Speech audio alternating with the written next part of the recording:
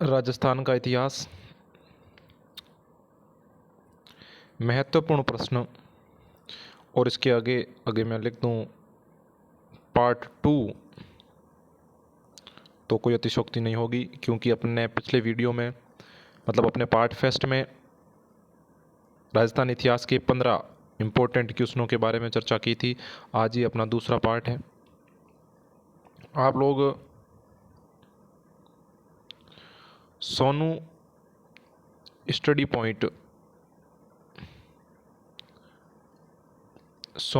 Point पर राजस्थान इतिहास से संबंधित महत्वपूर्ण प्रश्नों की ये क्लासें देख रहे हो। कल 15 क्वेश्चनों की चर्चा की। आशा करता हूँ कि आपको वो 15 के 15 क्वेश्चन समझ में आए होंगे और वो आपको इम्पोर्टेंट भी लगे होंगे कि सर ने जो क्वेश्चन बनाए हैं वो वास्तव में अच्छे क्वेश्चन थे। कई ऐसे क्वेश्चन भी थे जो हमने पहली बार पढ़े, और जो जानकारी प्रदान की गई थी उनके बारे में वो भी काफ़ी नई थी। तो उसी सीरीज को आगे चलते हुए आज हम चर्चा करेंगे अपने पार्ट 2 में और राजस्थान इतिहास के महत्वपूर्ण 15 क्वेश्चनों के बारे में। तो आज का अपना जो पहला क्वेश्चन है वो ये है कि आधुनिक जोधपुर का निर्माता किसे माना जाता है। प्रश्न सबसे सुना होगा कि आधुनिक जोधपुर का निर्माता किसे माना जाता है। जसवंत सिंह सेकंड को, सर प्रताप सिंह को, जयनारायण व्यास को या राव जोधा को। आधुनिक जोधपुर का निर्माता। तो इस क्वेश्चन का अपना जो राइट आंसर होगा वो होगा option B, sir Pratap Singh. Sir Pratap Singh को आधुनिक जोधपुर का निर्माता माना जाता है। आधुनिक जोधपुर का निर्माता सर प्रताप सिंह थे। ये मारवाड़ के राजा थे जसवंत सिंह सेकंड। जसवंत सिंह सेकंड, ये जसवंत सिंह सेकंड के ये पीएम थे। क्या थे? पीएम थे, प्रधानमंत्री थे। और कह सकते हैं कि ये जसवंत सिंह सेकंड के कनिष्ठ भ्राता यानी कि बड़े भाई भी थे सर प्रताप सिंह। और ये जोधपुर के पीएम थे। उसमें जोधपुर में पीएम में पद पर रहते हुए अच्छे काम करवाए, इसलिए इन्हें आधुनिक जोधपुर का निर्माता माना जाता है। अब सर आप बोलोगे कि सर ये जसवंत सिंह सेकंड कौन से, तो आपको बाकी कुछ याद हो ना हो, एक चीज़ तो ज़रूर याद होगी कि अपने जो स्वामी दयानंद सरस्वती थे, नाम सुना है स्वामी दयानंद सरस्वती। स्वामी दयानंद सरस्वती जब दूसरी बार राजस्थान में आए थे 1881 ईस्वी में, तो उसी दौरान वो अपने जोधपुर में भी आए थे। तो जोधपुर में जो जसवंत सिंह सेकंड की एक पासवान थी जिसका नाम था नहनी जान भगतण। नहनी जान भगतण। इसी जसवंत सिंह सेकंड की जो पासवान नहनी जान भगतण ने स्वामी दयानंद सरस्वती को कांच पिलाया था घोल घोल के। उसकी वजह से स्वामी दयानंद सरस्वती की मृत्यु हुई थी 1883 ईस्वी में। तो ये तो आपको याद होगा। तो ये थे जसवंत सिंह सेकंड। इनके प्रधानमंत्री थे सर प्रताप सिंह। चलते हैं आज के अपने नेक्स्ट क्वेश्चन, दूसरे क्वेश्चन की तरफ कि मारवाड़ का प्रताप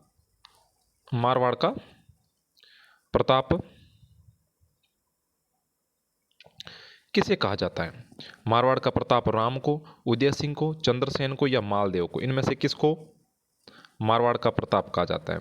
ये जो मैंने चारों ऑप्शन लिखे हैं ना, इन चारों ऑप्शनों में कोई ना कोई संबंध है। पहले तो उत्तर बताने से पहले मैं आपको बता देता हूं कि अपने जो मारवाड़ के राजा थे मालदेव, ये मालदेव के संतान थे।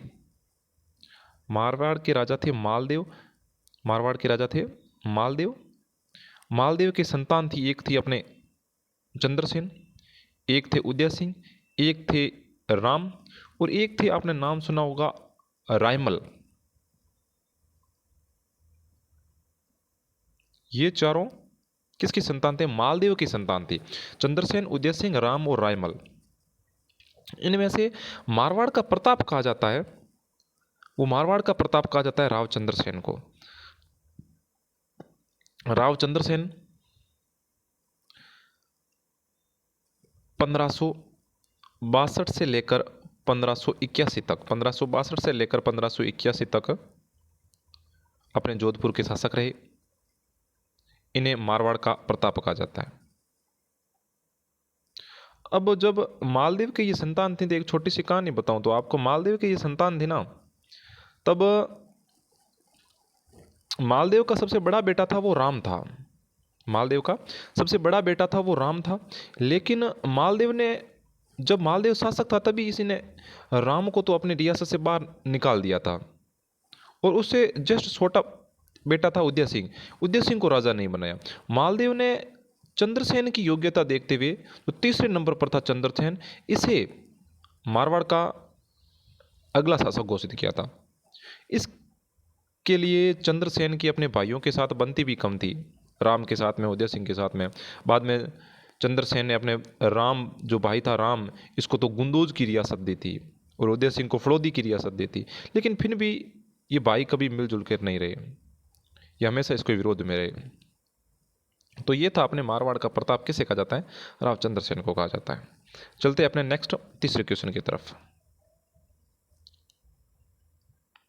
सिवाना का तीसरा क्वेश्चन है कि सिवाना का दूसरा साका कब हुआ था? तो पहली बात तो सर, सिवाना का पहला साका कब हुआ था? सिवाना का पहला साका हुआ था वो 1310 ईस्वी में हुआ था। सिवाना का साका, प्रथम साका 1310 ईस्वी में हुआ था। तो सिवाना का दूसरा साका कब हुआ?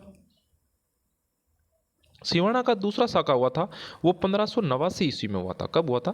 1589 ईस्वी में हुआ था, जब सिवाना के शासक अपने जो रायमल, याद रखना रायमल, मैंने पिछले क्वेश्चन में आपको बताया था कि रायमल, चंद्रसेन, उदय सिंह और राम, ये चारों मालदेव के बेटे थे।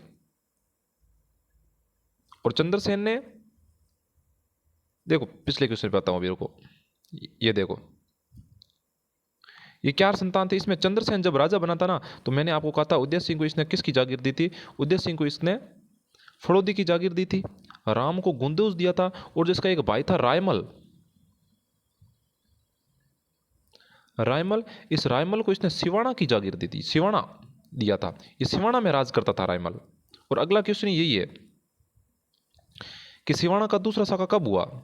तो सिवाना का दूसरा साका 1589 ईस्वी में हुआ, जब अकबर ने मोटा राजा उदय सिंह के नेतृत्व में सेना भेजी।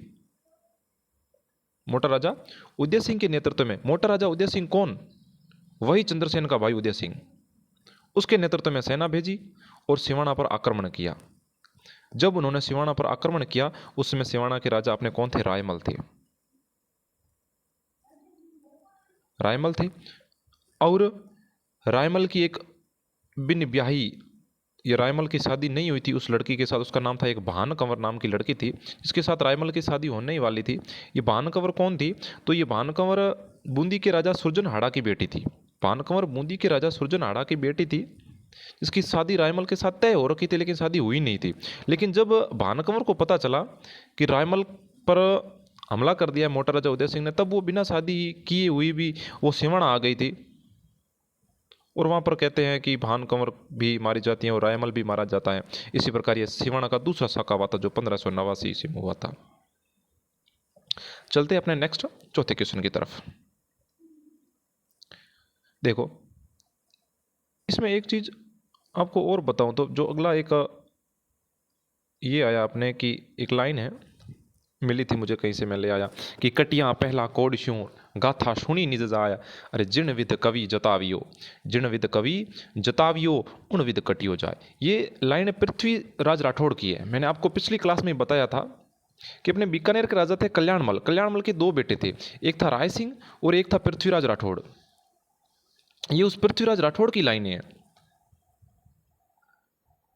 कि जब मोटा राजा उदय सिंह सिवाना पर आक्रमण करता है, तब कल्ला रायमलोत कहता है कि आप मेरे मर्सिये लिखो। पृथ्वीराज राठौड़ को बोला था कि मेरी मर्सिये लिखो। क्या लिखो? मर्सिये लिखो। मर्सिये क्या होते हैं? तो मर्सिये किसी व्यक्ति के मरने के बाद में उसके बारे में जो गाथा लिखी जाती है उसे मर्सिये कहते हैं। लेकिन देखो, रायमल पहले ही पृथ्वीराज राठौड़ को कहता है कि आप मेरे मर्सिये लिखो। तो पृथ्वीराज राठौड़ ने कहा कि भाई ये तो नहीं हो सकता, मर्सिये तो मरने के बाद में लिखे जाते और तुम बोल रहा है कि मरने से पहले लिखो। तब कहते हैं कि कल्ला रायमलोत ने कहा था, कल्ला रायमलोत ने कहा था कि आप जिस प्रकार लिखोगे, जो जो वर्णन करोगे, उसी प्रकार मैं युद्ध में लड़ूंगा और उसी प्रकार मैं लड़ता हुआ मारा जाऊंगा। तो यही लाइनें हैं जो पृथ्वीराज राठौड़ ने लिखी थी कल्लाराय मलोत के बारे में कि कटिया पहला कोडस्यूं, कटिया मतलब मरने से पहले कोडस्यूं गाथा सुनी निज जाय, अपने गाथा सुनी, अपनी कहानी सुनी, जिन विद कवि जतावियो, जैसे जैसे कवि ने वर्णन किया उन विद कटियो जाय, उसी प्रकार वो लड़ता हुआ मारा गया। कटिया पहला कोडस्यूं गाथा सुनी निज जाय, जिन विद कवि जतावियो उन विद कतियो जाय। चलते अपने नेक्स्ट क्वेश्चन, चौथे क्वेश्चन की तरफ कि 1857 की क्रांति के समय, 1857 की क्रांति के समय कोटा के राजा कौन थे? भरपूर सहयोग किया था इस राजा ने, कोटा के राजा ने 1857 की क्रांति के समय भरपूर सहयोग किया था अंग्रेजों का। तो 1857 की क्रांति के समय जो कोटा के राजा थे वो अपने मदनपाल थे। कौन थे? 1857 की क्रांति के समय कोटा के राजा थे वो मदनपाल थे, मदनपाल थे। अभी पिछली प्रश्न में अपन ने स्वामी दयानंद सरस्वती के बारे में पढ़ा था कि 1883 ईस्वी में, 1883 ईस्वी में इनकी मृत्यु हो जाती है। 1881 ईस्वी में ये दोबारा आए थे राजस्थान में। इन्हीं मदनपाल के कहने पर सन 1865 ईस्वी में, सन 1865 ईस्वी में करौली के मदनपाल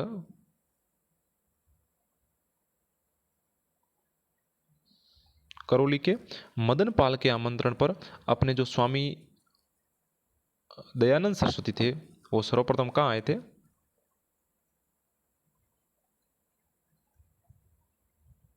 सर्वप्रथम राजस्थान में आए थे 1865 ईस्वी में। तो 1857 की क्रांति के समय कोटा के राजा कौन थे? तो ये क्वेश्चन थोड़ा सा गलत है, मुझे थोड़ा गलत लग रहा है कि 1857 की क्रांति के समय ये कोटा के राजा, ये प्रश्न नहीं था। इसकी जगह प्रश्न ये होना चाहिए, इसकी जगह सॉरी ये प्रश्न ये होना चाहिए कि स्वामी दयानंद सरस्वती सर्वप्रथम राजस्थान किस राजा के समय आए या कौन सी रियासत में आए? स्वामी दयानंद सरस्वती से संबंधित ये प्रश्न था, थोड़ी मिसप्रिंट हो गई। स्वामी दयानंद सरस्वती जब सर्वप्रथम राजस्थान में किस रियासत में आए या किस राजा के कहने पर आए? तो मदनपाल ने इन्हें आमंत्रण दिया था, मदनपाल ने इन्हें आमंत्रण दिया था। और प्रश्न ये था कि 1857 की क्रांति के समय कोटा के राजा नहीं, कोटा के राजा की सहायता किसने की? ये हो सकता है कि 1857 की क्रांति के समय कोटा के राजा की सहायता किसने की थी? तो करौली के मदनपाल ने कोटा के राजा की सहायता की थी। और इसी कारण मदनपाल को अंग्रेजों ने 17 तोपों की सलामी भी दी थी।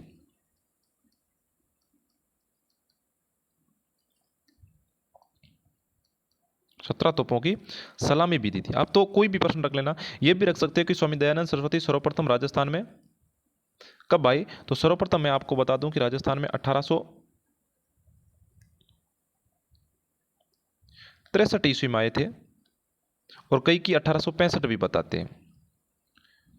और अगर प्रश्न ये भी आए कि 1857 की क्रांति के समय कोटा के राजा की सहायता किसने की थी? तो कोटा के राजा की जो सहायता की थी वो मदनपाल ने की थी।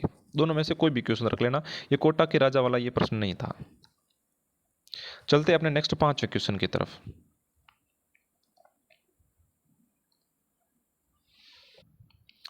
पांचवा क्वेश्चन है कि जोधपुर के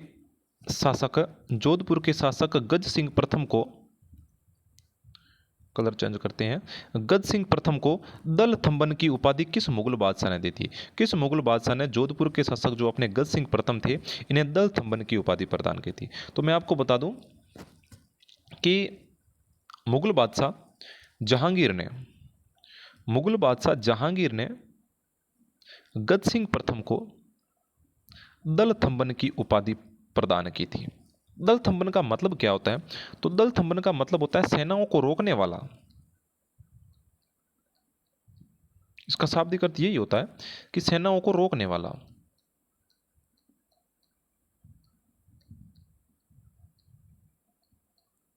सेनाओं को रोकने वाला। तो गज सिंह को दल थंबन की उपाधि जहांगीर ने प्रदान की थी। और एक बार और बताऊं तो जहांगीर ने, जो जोधपुर के शासक अपने गज सिंह थे, इन गज सिंह के जो घोड़े थे उन घोड़ों को शाही दाग से मुक्ति भी इन्होंने प्रदान की थी, जहांगीर ने इनके घोड़ों को शाही दाग से मुक्ति प्रदान की थी, शाही दाग से मुक्ति भी प्रदान की थी। तो ये 5वां क्वेश्चन था अपना। चलते हैं अपने नेक्स्ट छठे क्वेश्चन की तरफ। छठा क्वेश्चन क्या है कि संयुक्त राजस्थान में विलय के दौरान, बहुत इंपॉर्टेंट क्वेश्चन है,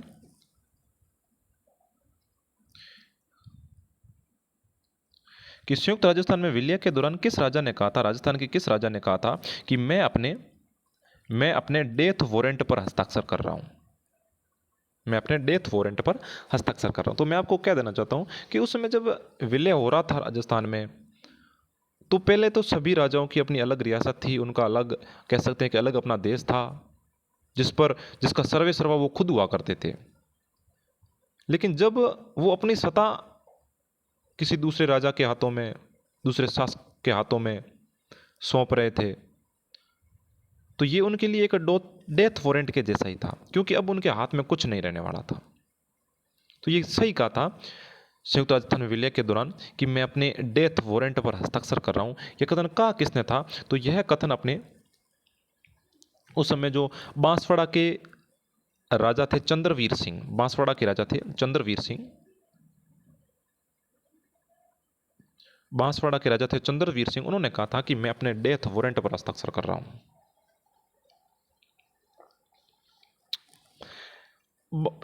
चंद्रवीर सिंह के बारे में देखो तो एक बात कि चंद्रवीर सिंह अपने बांसवाड़ा के जो गुहिल राजा थे ना, उन बांसवाड़ा के गुहिल राजाओं में अंतिम राजा थे वो चंद्रवीर सिंह थे। वैसे देखे तो बांसवाड़ा के विलय हो गया तो अंतिम राजा यही थे, लेकिन अगर कभी प्रश्न पूछ ही ले घुमा के कि कौन से राजा बांसवाड़ा के गुहिल वंश का अंतिम राजा था, तो वो चंद्रवीर सिंह था।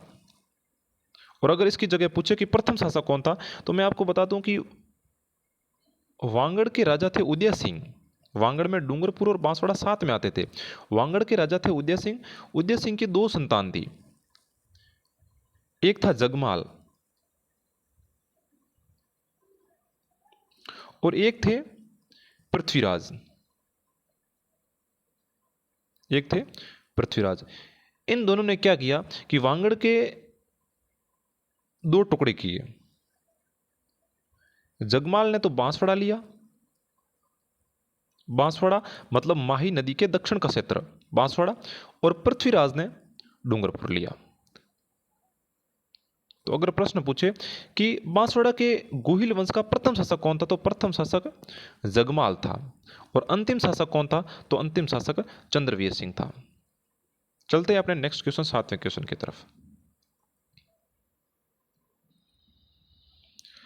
7वां क्वेश्चन है कि घटियाला अभिलेख जो कि 861 ईस्वी का, घटियाला अभिलेख जो को 861 ईस्वी का है, इसमें किस वंश के बारे में जानकारी मिलती है?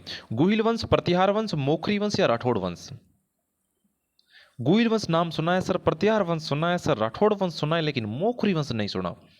अगले वीडियो में मैं आपको मोखरी वंश के बारे में बताने वाला हूं कि राजस्थान का कौन सा अभिलेख हमें मोखरी वंश की जानकारी देता है। अगली वीडियो में जरूर देखना आप।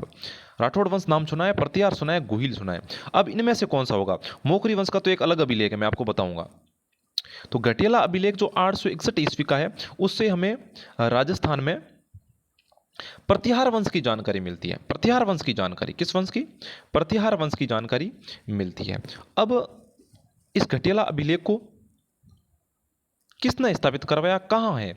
तो ये जो घटियाला अभिलेख है 861 ईस्वी का, ये अपने एक प्रतिहार राजा था कुकुक, प्रतिहार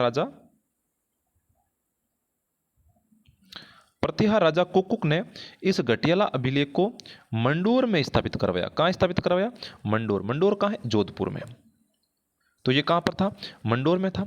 इसके लेखक, इस अभिलेख में किसके बारे में जानकारी मिलती है? तो इस अभिलेख में जानकारी मिलती है एक तो इसके लेखक के बारे में, किसका लेखक कौन था?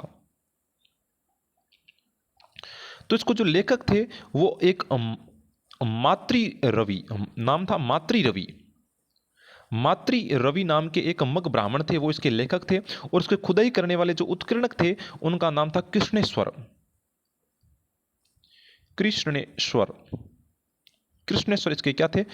खुदाई करने वाले या फिर उत्कीर्णक कह सकते हैं, वो कृष्णेश्वर थे। तो ये घटियाला अभिलेख जिसे कुक्कुक ने लिखवाया था, मंडोर में स्थापित करवाया था। इसके लेखक मातृ रवि और इसके उत्कीर्णक थे वो कृष्णेश्वर थे।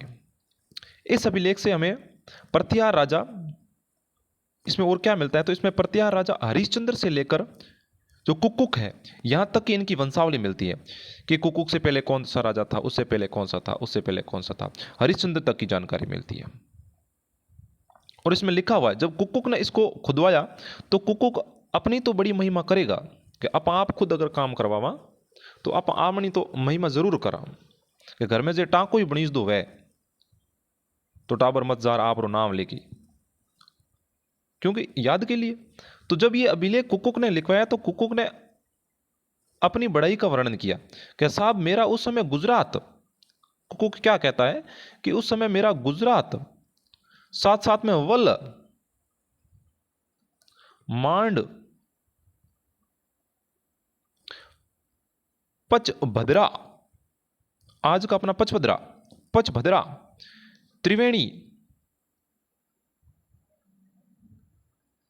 त्रिवेणी, त्रिवेणी कह सकते हैं कि फड़ौदी, शिव अपना बाड़मेर, बाटी साहब, अज, अज जहां पर आर्य लोग रहते थे उसे अज कहा जाता था, अज।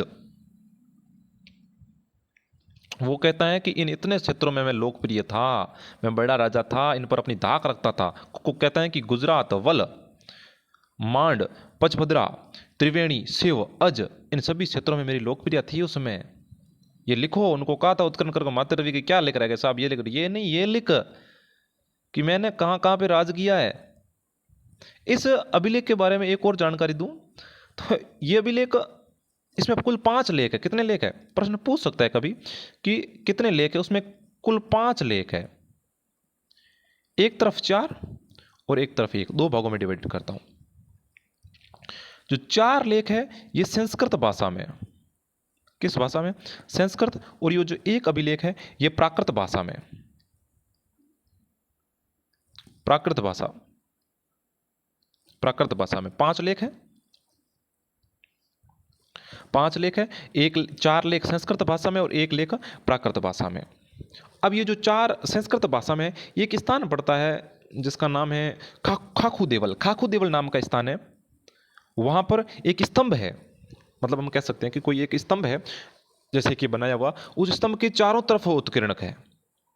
एक स्तंभ के दाईं बाईं, एक पीछे और एक आगे, चारों तरफ। उस स्तंभ को स्थानीय भाषा में शायद गणेश स्तंभ भी कहते हैं, गणेश स्तंभ।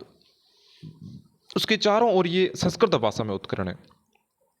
इसमें जो पूर्व दिशा का अभिलेख है ना, इन चारों में से जो पूर्व दिशा का अभिलेख है ना, वो इस प्राकृत भाषा का संस्कृत में अनुवाद है। तो ये याद रखना कि ये घटियाला अभिलेख 861 ईस्वी का है। ये हमें प्रत्यार वंश के बारे में जानकारी देता है।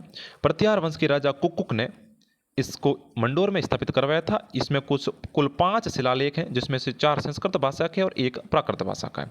चलते हैं अपने नेक्स्ट क्वेश्चन की तरफ। मेहरानगढ़, मेहरानगढ़ दुर्ग में पद्मसर तथा रानीसर तालाब का निर्माण किसने करवाया था? सर, प्राचीन समय में जो मतलब झीलें होती थी या जहाँ पर जो पानी इकट्ठा करने का जो यंत्र होता था, जो साधन होता था, उसके पीछे सर लगाते थे। कोई झील का निर्माण करवाया, सर लगवाया, मतलब जल को महत्व प्रदान करने के लिए। तो जो मेहरानगढ़ दुर्ग में जो पद्मसर और रानीसर नाम के 2 तालाब थे, इनका निर्माण किसने करवाया था? गुलाब राय ने, कृष्णा कुमारी ने, रानी जसमा दे हाड़ी ने, या फिर भाग्य कंवर ने? तो मैं आपको बता दूं कि मेहरानगढ़ दुर्ग में जो अपने पद्मसर तथा रानीसर तालाब थे, इनका निर्माण राव जोधा की पत्नी, राव जोधा की वाइफ, गृह मंत्री रानी जसमा दे हाड़ी ने करवाया था। रानी जसमा दे हाड़ी ने करवाया था। प्रश्न पूछा जा सकता है कि पद्मसर तथा रानीसर तालाब का निर्माण किसने करवाया था? तो इन तालाबों का निर्माण राव जोधा की पत्नी रानी जसमा दे हाड़ी ने करवाया था। जसमा दे हाड़ी के बारे में ज़्यादा जानकारी नहीं है, मैं आपको राव जोधा के बारे में एक जानकारी देता हूँ, इंपॉर्टेंट है काफ़ी, कि राव जोधा और राणा कुंभा, राव जोधा और राणा कुंभा के बीच में 1453 में एक संधि होती है। काफ़ी, जब मैं क्लास लूँगा ना आपके इतिहास की, प्रश्न छोड़कर जब प्रश्न काफ़ी हो जाएंगे तब मैं आपकी क्लास लूँगा हर टॉपिक की, उसमें मैं आपको सारी चीज़ें बता दूँगी पूरी पूरी कहानियों के द्वारा कि राव जोधा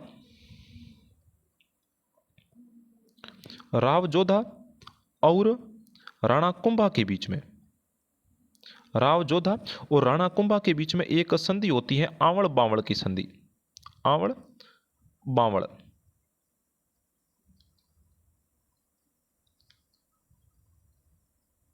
कब होती है यह संधि? यह संधि 1453 ईस्वी में होती है। 1453 ईस्वी में राव जोधा और राणा कुंभा के बीच में आवड़ बावड़ की संधि होती है 1453 में।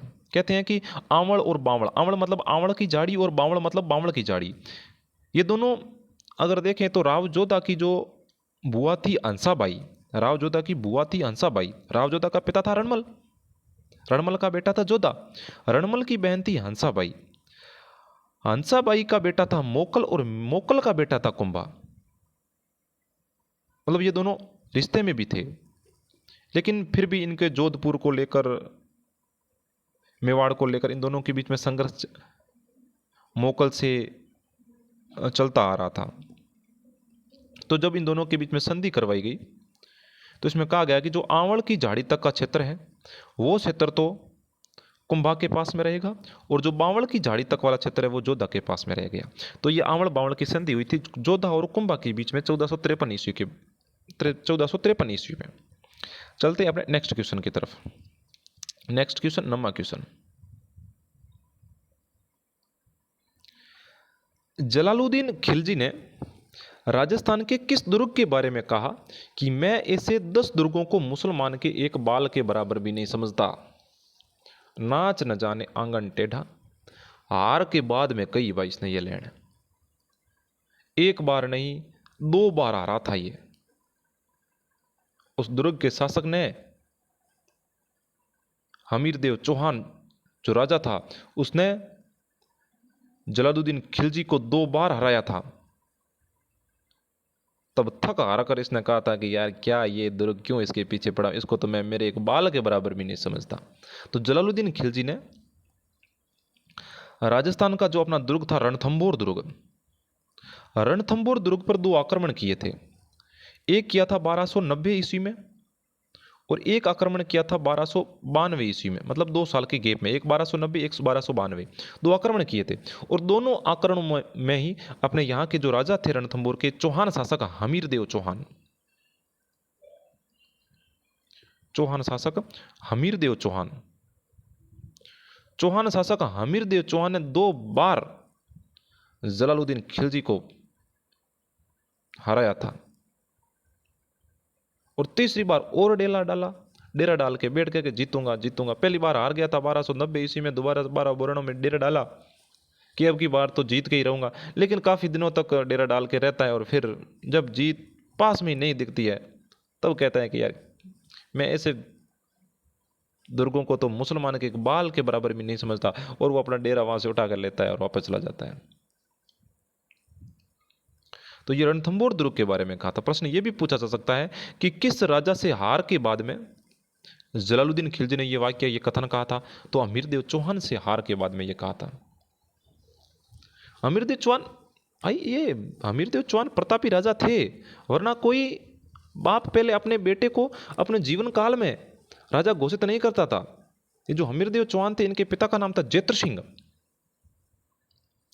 हमीरदेव चौहान के पिता का नाम था जेत्र सिंह। जेत्र सिंह जब थोड़े से बूढ़े हुए तब इन्होंने कहा था हमीरदेव तू राजा बन जा। हमीरदेव को अपने शासन काल में ही जेत्र सिंह ने राजा घोषित कर दिया था, तभी बंदे में कुछ योग्यता तो थी, इसीलिए तो उसे अपने शासन काल में राजा घोषित किया। और उसके बाद में इसने 1290 और 1292 में 2 बार अलाउद्दीन खिलजी को पराजित किया था। चलते हैं अपने नेक्स्ट 10वें क्वेश्चन की तरफ। कीर्तिपाल, कीर्तिपाल जिन्हें कीतु भी कहा जाता है, कीर्तिपाल जिन्हें कीतु भी कहा जाता है, ये कहां के राजा थे? सबको पता होना चाहिए। कीर्तिपाल या कीतु, कीर्तिपाल कीतु ये जालोर में चौहान वंश के संस्थापक थे। जालोर, जालोर में चौहान वंश के संस्थापक।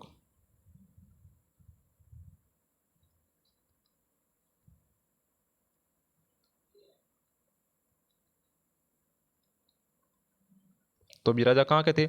जालोर के। कीर्तिपाल या कीतु ये जालोर में चौहान वंश के संस्थापक थे। इन्होंने परमारों को हराकर 1181 ईस्वी में, परमारों को हराकर 1181 ईस्वी में जालोर पर अपना कब्जा किया था कीर्तिपाल या कीतु। इनकी एक उपाधि है, वो भी कभी कभी पूछी जा सकती है, लिख लेना। कीर्तिपाल या कीतु की एक उपाधि है, उस उपाधि है वो इनकी एक अभिलेख मिलता है, सुंधा पर्वत अभिलेख। इनमें इनकी एक उपाधि मिलती है राजेश्वर, राजेश्वर नाम की उपाधि मिलती है कीर्तिपाल या कीतु की सुंधा माता, सुंधा पर्वत अभिलेख में। ये कीर्तिपाल या कीतु वही थे जिन्होंने, कीर्तिपाल या कीतु ये वही थे जिन्होंने चित्तौड़ के राजा सामंत सिंह को हराया था।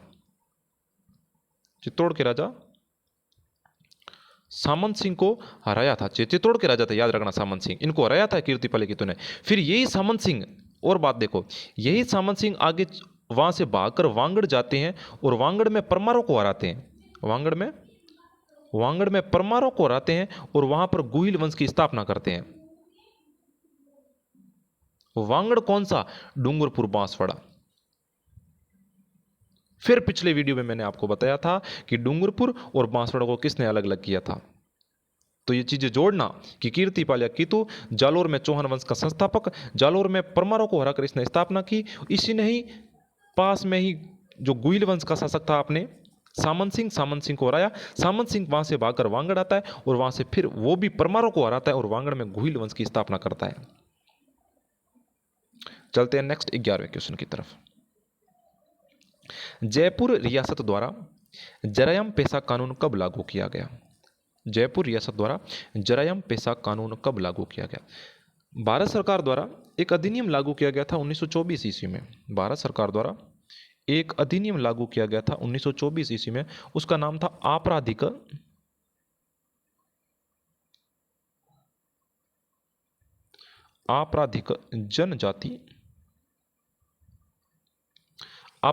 जनजाति अधिनियम। यह भारत सरकार द्वारा लागू किया गया था एक अधिनियम, आपराधिक जनजाति अधिनियम। इसे भारत सरकार ने 1924 में लागू किया था। इस अधिनियम में क्या था? इस अधिनियम में यह था कि जो जातियां परंपरागत रूप से या लगातार पीढ़ी दर पीढ़ी किसी प्रकार के बुरे व्यवसाय में है, चोरी करना, डकैती करना, ऐसे धंधों में लगी हुई है, उन जातियों का नामांकन किया गया, उनको अलग किया गया, उन पर विशेष ध्यान रखने का बोला गया। तो ये आपराधिक जनजाति अधिनियम बनाया गया था 1924 इसमें भारत सरकार ने। इसमें राजस्थान की एक जाति सम्मिलित थी, केवल मात्र एक मीणा। एकमात्र राजस्थान की प्रश्न पूछा जा सकता है कि भारत सरकार द्वारा बनाए गए 1924 के आपराधिक जनजाति अधिनियम में राजस्थान की कौन सी जाति शामिल की गई? मीणा जाति को शामिल किया गया। इसी कानून को विस्तार रूप देते हुए 1930 ईस्वी में जयपुर रियासत ने जरायम पेशा कानून बनाया। इस कानून में क्या कहा गया? इस कानून में यह कहा गया कि मीणा समाज के जितने भी महिला और पुरुष हैं वो सुबह शाम क्या लगाएंगे? हाजिरी लगाएंगे। सुबह शाम क्या लगाएंगे? हाजिरी लगाएंगे कि आप सुबह को कहाँ थे, शाम को कहाँ थे, सुबह को कहाँ थे, शाम को कहाँ थे। और फिर इसमें धीरे धीरे तो वैसे सुधार कर दिया गया। फिर कहा गया कि जिसने एक बार या दो बार किसी प्रकार का कोई डकैती की है वो ही हाजिरी लगवाएगा। और फिर कहा गया कि 2-3 साल तक जिसने पिछले सालों से कोई डकैती नहीं की है उसको हाजिरी लगाने की जरूरत नहीं है। इस प्रकार इस कानून में कमी की गई। जब इसे 1930 में लगाया गया तो इसका विरोध भी हुआ। जो मीणाओं की जो क्षेत्रीय महासभा थी उसने इसका विरोध किया। फिर 1952 तक आते आते जो अपने हीरालाल शास्त्री और टीकाराम जी पालीवाल थे, इनके प्रयासों से इस कानून को बंद कर दिया गया था, इस कानून को हटा दिया गया था। चलते हैं आपने नेक्स्ट क्वेश्चन 12वें क्वेश्चन की तरफ। मेवाड़ की पुकार।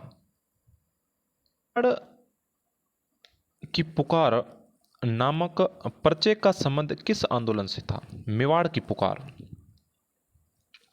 इस मेवाड़ की पुकार नामक पर्चे में 21 प्रकार की मांगे थी। 21 प्रकार की मांग, 21। मैं आपको बता दूं कि मेवाड़ में भीलों द्वारा 2 आंदोलन चलाए गए थे, एक भगत आंदोलन, एक ही आंदोलन। मेवाड़ में ये 2 आंदोलन भीलों द्वारा चलाए गए थे, याद रखना, ये भी इंपॉर्टेंट है कि मेवाड़ में कौन से 2 आंदोलन भीलों के द्वारा चलाए गए थे, भगत आंदोलन और एक ही आंदोलन। एक ही आंदोलन, जो अपना एक ही आंदोलन है इसमें प्रमुख नेता थे मोतीलाल तेजावत जी। मोतीलाल तेजावत जी। इन्होंने भीलों को संगठित किया और भीलों के साथ साथ में ग्रासिया जाति भी थी, लेकिन ग्रासिया जाति की संख्या कम थी, भील ज़्यादा थे। इन्होंने लोगों को एकजुट किया, कौन सी उनकी कमी है, कौन सी नहीं है, उन सभी पर विस्तार से चर्चा की गई। के है और एक थे गोकुला जाट। ये दोनों मिलकर इन भीलों की मांगों, जो 21 प्रकार की मांगे थे भीलों की, इनको लेकर मेवाड़ के महाराणा फतेह सिंह जी के पास गए। कहते हैं कि मेवाड़ के महाराणा फतेह सिंह ने इनकी 21 मांगों में से 18 मांगे मान ली और 3 मांगे नहीं मानी।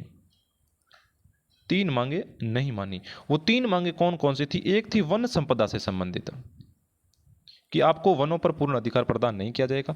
एक थी बेगार से संबंधित, कि आपको काम तो करना पड़ेगा बिना तनख्वाह के। और एक था सूअरों के उत्पात संबंधित, कि सूअर कितना भी उत्पात मचाए, आपको सूअरों का मारने का अधिकार नहीं है। ये 3 मांगे नहीं मानी थी। तो मेवाड़ के पुकार नामक पर्चे का संबंध था, वो किस आंदोलन से था? वो एक ही आंदोलन से था।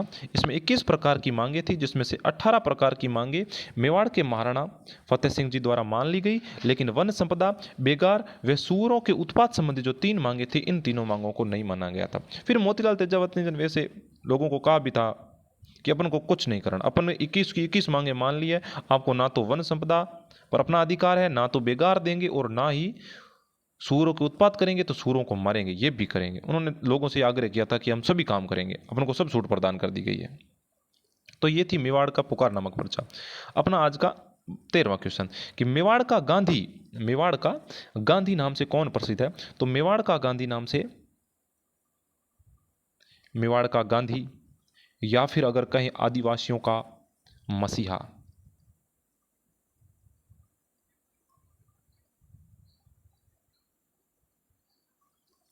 आदिवासियों का मसीहा। मेवाड़ का गांधी या आदिवासियों का मसीहा नाम से प्रसिद्ध है वो मोतीलाल जी तेजावत प्रसिद्ध है। मोतीलाल जी तेजावत। मोतीलाल जी तेजावत का जन्म हुआ था वो उदयपुर में हुआ था। उदयपुर में इनका जन्म हुआ था, कोल्यारी गांव उदयपुर में। ये बनिया परिवार से आते थे और ये पहले तो जाड़ोल एक ठिकाना था। मोतीलाल तेजावत, एक बात और बताऊं तो, जाड़ोल ठिकाना था उदयपुर में। उस जाड़ोल ठिकाने में ठीक कामदार का काम किया करते थे, लेकिन बाद में इन्होंने काम छोड़ दिया और मीणा जाति और ग्रासिया जाति और इनके आंदोलन से जुड़ गए थे। तो ये थे अपने मेवाड़ के गांधी मोतीलाल जी तेजावत, आदिवासियों का मसीहा। चलते हैं नेक्स्ट क्वेश्चन, 15वें क्वेश्चन की तरफ। 14वां क्वेश्चन, मारवाड़ सेवा संघ की स्थापना, मारवाड़ सेवा संघ की स्थापना किसने की थी?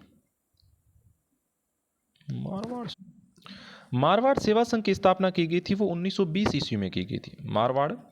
मारवाड़ सेवा संघ की स्थापना 1920 ईस्वी में की गई थी। इसके जो संस्थापक थे वो जय नारायण जी व्यास थे। इसके संस्थापक जय नारायण जी व्यास थे। इसके अध्यक्ष बनाए गए थे वो दुर्गा शंकर को बनाया गया था अध्यक्ष। मारवाड़ सेवा संघ की स्थापना 1920 ईस्वी में जय नारायण व्यास के द्वारा की गई थी। इसके अध्यक्ष दुर्गा शंकर जी को बनाया गया था और इसके मंत्री थे प्रयागराज भंडारी। इसके मंत्री बनाया गया था प्रयागराज भंडारी को। और ये एक नाम और आया, चांदमल सुराणा। तो चांदमल सुराणा के बारे में बता दूं कि चांदमल सुराणा थे, ये अपने मरुधर हितकारिणी सभा के संस्थापक थे। 1910 में इसकी स्थापना होती है, 18 में मरुधर हितकारिणी सभा इसके संस्थापक थे। अलग पेन से लिख देता हूं, मरुधर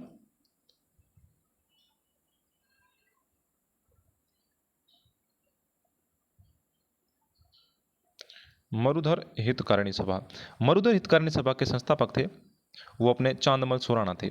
तो ये था अपना मारवाड़ सेवा संघ, जिसकी स्थापना जय नारायण व्यास ने 1920 ईस्वी में की थी। इसके मंत्री थे प्रयागराज भंडारी और इसके अध्यक्ष थे वो दुर्गा शंकर को बनाया गया था। चलते अपने नेक्स्ट और लास्ट क्वेश्चन, आज के 15वां क्वेश्चन। दिवेर का युद्ध कब लड़ा गया? सिंपल क्वेश्चन डाल दिया था लास्ट में मैंने एक, कि दिवेर का युद्ध कब लड़ा गया। सबको पता है कि दिवेर का युद्ध सर 1582 ईस्वी में लड़ा गया था। 1582 ईस्वी में दिवेर का युद्ध लड़ा गया था। और 18 जून 1576 ईस्वी को कौन सा युद्ध लड़ा गया था? हल्दी घाटी का। ठीक है, तो आज के ये अपने 15 इंपॉर्टेंट क्वेश्चन थे। अगर आपको आज की क्लास पसंद आई हो तो वीडियो को लाइक ज़रूर करें, शेयर सब्सक्राइब करना ना भूलें।